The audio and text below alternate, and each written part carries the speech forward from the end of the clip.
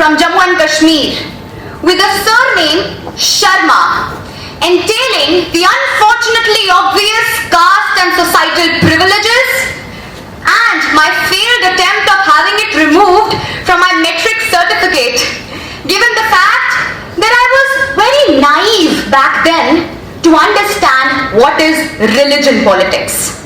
But now that I do, I'd like to introduce myself as Ankita from Jammu and Kashmir, with Sharma not being my self-determined identity. If I were to persuade a man of an average IQ to water a banyan tree sapling every day, I have two options.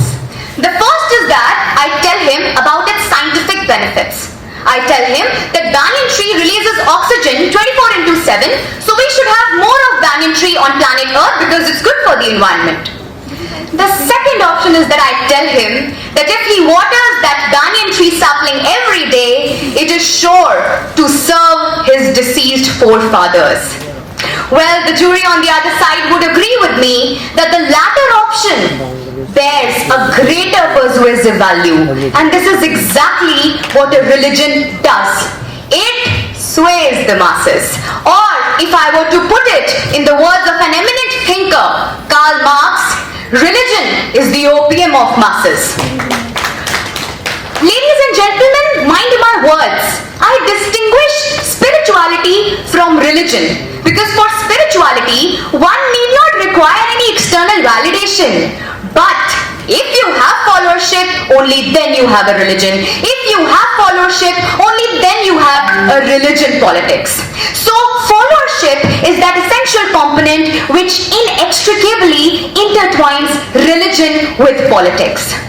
The religion politics has now created an us versus them binary for distraction.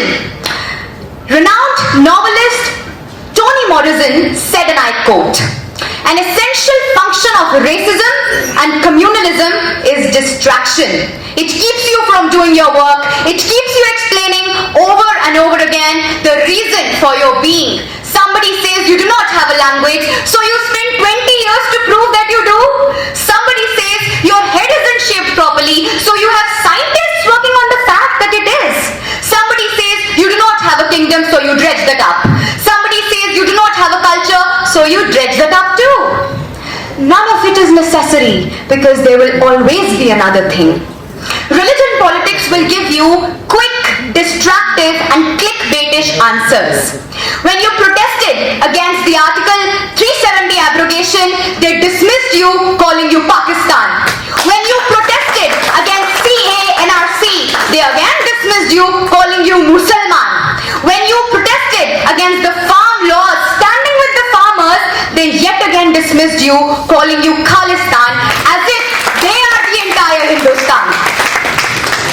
They divide you into Hindu and Musalman to shroud an essential classification of haves and have-nots, of rich and poor.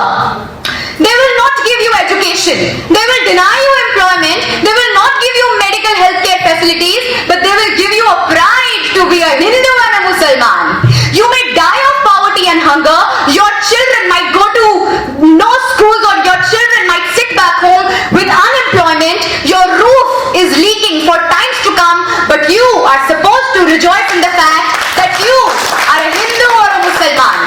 The religion politics, ladies and gentlemen, will never let us complete the truth, because when they reiterate that this is a Hindu majority nation, they conveniently overlook the fact that we are a world minority. And if in this world every Muslim were to be a terrorist, I wouldn't have stood a chance to stand in here and speak my heart out right here, right now. I would have been on a gunpoint. They will tell you that the Kashmiri Pandit genocide is a brutal truth, which definitely it is. But they will not complete the truth by saying that several Muslims succumbed to the same gun while providing shelter and protection to the Kashmiri Pandits. They will tell you that there is religion, but they will never distinguish it from religious fundamentalism. They will never teach you that historical wrongs are not righted by reversing oppression.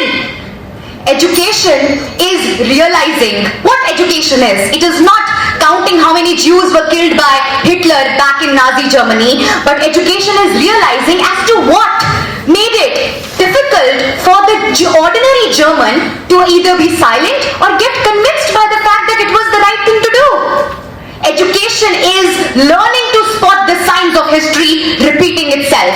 I am myself a very big fan of Bhagavad Gita, but instead of making it compulsory in Gujarat schools, I prefer biology to be made compulsory till 10 plus 2 so that we know how to apply Bhagavad Gita with mutual inclusiveness, Vasudeva Kutumbakam, so that we know that there is no biological superiority, so that we know that there is no genetic material in our blood which confines us to a caste, creed or religion. So be it a Nizamuddin meet or a Kumbh Mela which led to COVID crisis or massive rise in the COVID cases, I would say that's something which should have invoked sympathies in our minds for the people who are getting infected. When surfaces our hatred for the other community, that's where you know that religion politics has served its purpose. So I'd conclude in the renowned words of a poet. He said, and I quote, बांट दिया इस धरती को, चांद सितारों का क्या होगा, नदियों के तो नाम रखे, बहती धारों का क्या होगा, शिव की गंगा भी पानी, आबे जमजम भी पानी, मुल्ला भी पिए, पंडित भी पिए, पानी का मजहब क्या होगा।